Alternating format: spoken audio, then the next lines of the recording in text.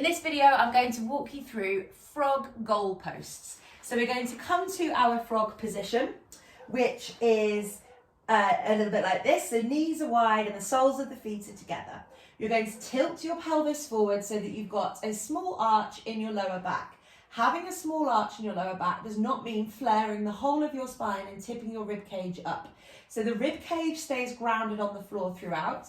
The pelvis tilts forward, small arch in the lower back, but rib cage is settled.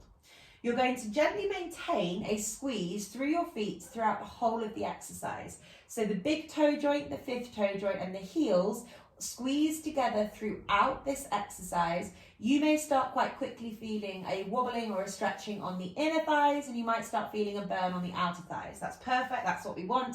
It's changing your pelvis and it's changing your hips. Just make sure that you keep that arch in your lower back and that your lower back and pelvis don't start sort of squishing you backwards onto the floor. We want to keep that arch there. Now we're going to move on to the goalpost part of the exercise. So our elbows come up to shoulder height and our hands face towards the ceiling. We're staying active through our fists here, so don't let your fists get weak as the exercise goes on. They like to cheat and get a little bit floppy.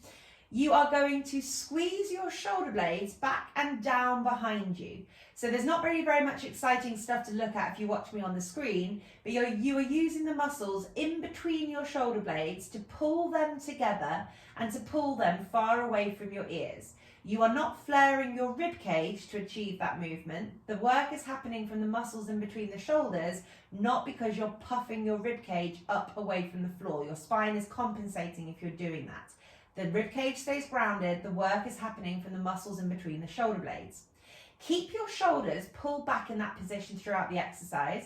Don't forget to squeeze together with your feet and keep your hands active. And slowly, you're going to rotate your arms, back to the floor, and you're aiming to touch the back of your wrists on the floor and come back up.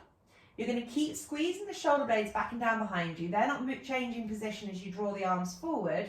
And you'll notice that if your shoulders are in the right place, your hands will not be able to touch the ground in front of you. So if the shoulders have lost position and you're touching the floor with your hands, your shoulders have rounded forwards and you've lost that kind of control of the muscles in the shoulder blades, which is not what we want in this.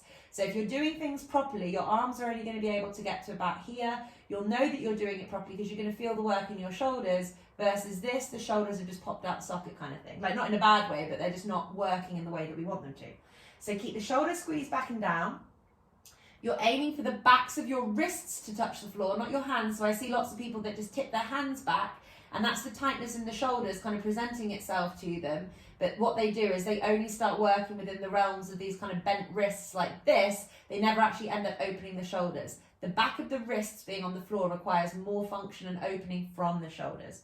So slowly but surely, you're going to move yourself through these pivots. It's called goalposts. It's not a race. You're feeling into your body. You're not rushing the exercises.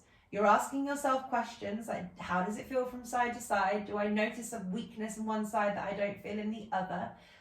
Can I get my wrists down easily from side to side, or am I kind of stuck in this area? It's fine if you are. It doesn't matter. You won't necessarily be able to do this perfectly when you first start off. You might just be working through this range of movement, but everybody has to start somewhere. And as long as you're listening to all the cues and thinking about what I said at the beginning, eventually you're going to be able to get your wrist back on the floor as well. So you keep squeezing with your feet, tilting the pelvis forwards, the hands stay active, and the shoulders stay back and down behind you.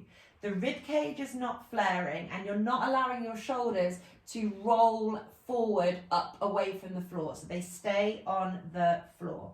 And I would recommend doing 3 sets of 10 of those, but as ever, listen to your body and do what it says, listen to what it's telling you to do.